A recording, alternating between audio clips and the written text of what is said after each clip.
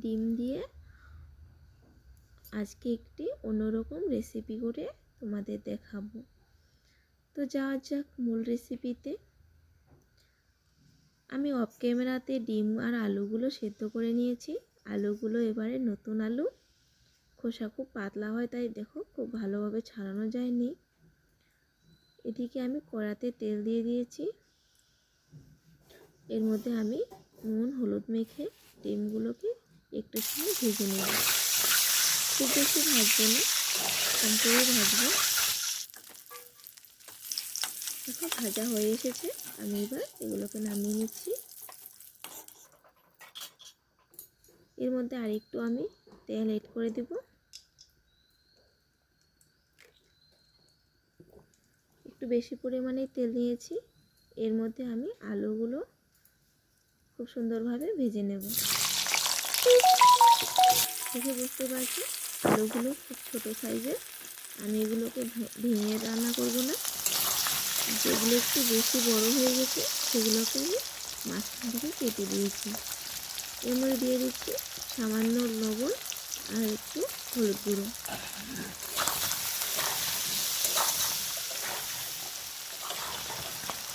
আমি খুব লাল লাল করে ভেজে নেব।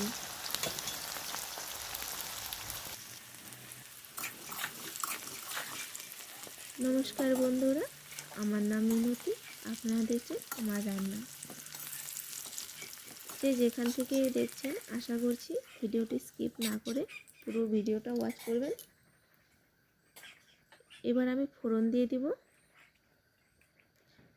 ফোড়নে দিচ্ছি হাফ চামচ সাদা জিরে, দিয়ে এর মধ্যে আমি দিয়ে দেবো পেঁয়াজ কুচি। পেঁয়াজটা একটু সময় নেড়ে চেড়ে এর মধ্যে দিয়ে দেবো একটা কেটে রাখা টমেটো।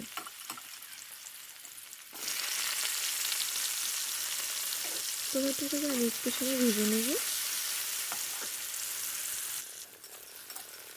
ভাজা হয়ে গেছে, এবার আমি এর মধ্যে দিয়ে দেবো বেটে রাখা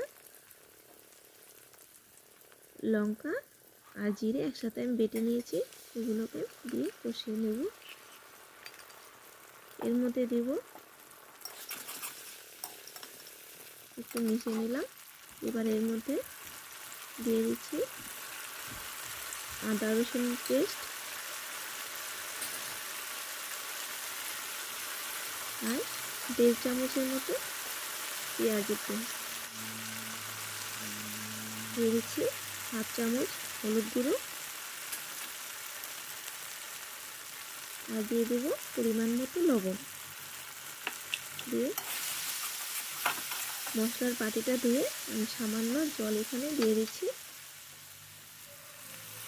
দিয়ে এবার আমি মশলাটাকে খুব ভালোভাবে কষিয়ে এর মধ্যে দিয়ে দিচ্ছি ভেজে রাখা আলু। এগুলোকে একটু সময় মিশিয়ে নেড়ে চেড়ে রান্না করে নেব।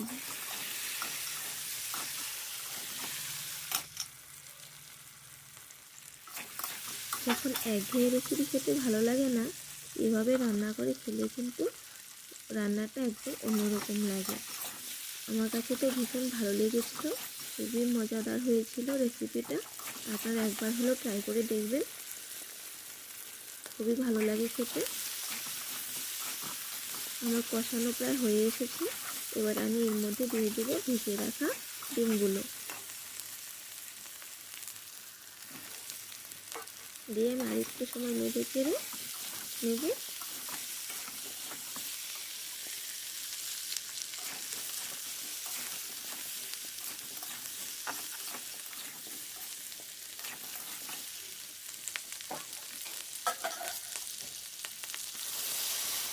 এবার এর মধ্যে দিয়ে দিলাম সামান্য উষ্ণ গরম পানি। সামান্য বলতে আমি পরিমাণ মতো দিয়েছি। এগুলোকে 5-7 মিনিট আমি জাল করে রান্না করে নিচ্ছি। সবার শেষে দিয়ে দিচ্ছি 1 চামচ গরম মশলা গুঁড়ো। একটু নেড়ে চেড়ে আমি এগুলোকে নামিয়ে নেব। ভিডিওটি তোমাদের কাছে কেমন লেগেছে কমেন্ট করে জানিও প্লিজ। আর দেখো তরকারির ঘনত্বটা আমি এরকমই রেখেছি। খেতে